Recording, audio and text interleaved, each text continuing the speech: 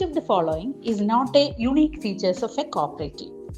Options are A. Voluntary association of individuals, B. Dependence, C. Democratic management, D. Economic participation of members.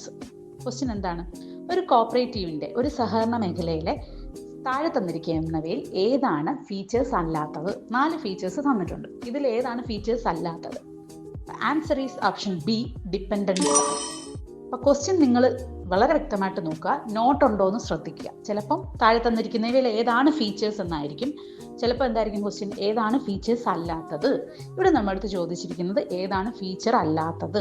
അപ്പം നമുക്കറിയാം, first one എടുത്ത് നോക്കൂ, voluntary association of individuals ആണല്ലേ. സ്വമേധയാ വന്ന് നമ്മൾ ചേരുന്നതാണ് ഈ കോർപ്പറേഷൻ എന്ന മേഖലയിലേക്ക്. വോളണ്ടറി ആൻഡ് ഓപ്പൺ മെമ്പർഷിപ്പ് എന്ന് പറഞ്ഞ് നമ്മൾ പഠിച്ചിട്ടുണ്ട്.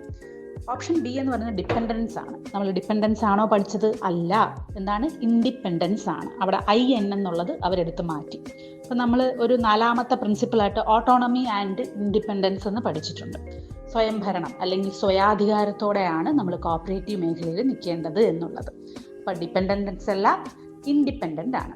പിന്നീട് സി, ഡെമോക്രാറ്റിക് മാനേജ്മെൻറ്റ് ആണ് അല്ലേ, ജനാധിപത്യത്തോടുള്ള മാനേജ്മെൻ്റ് ആണ്. പിന്നീട് D, economic participation of members, അതും നമ്മൾ പഠിച്ചിട്ടുണ്ട്. അപ്പോൾ ഇവിടെ ആൻസറായിട്ട് വരുന്നത് ഓപ്ഷൻ ബി, ഡിപ്പെൻഡൻസ് ആണ്. ഡിപ്പെൻഡൻസിന് പകരം ആൻസറായിട്ട് വരേണ്ടത് എന്തായിരുന്നു? കറക്റ്റായിട്ട് വരേണ്ടത്, ആൻസർ അല്ല, കറക്റ്റായിട്ട് വരേണ്ടത് ഇൻഡിപെൻഡൻസ് ആണ്.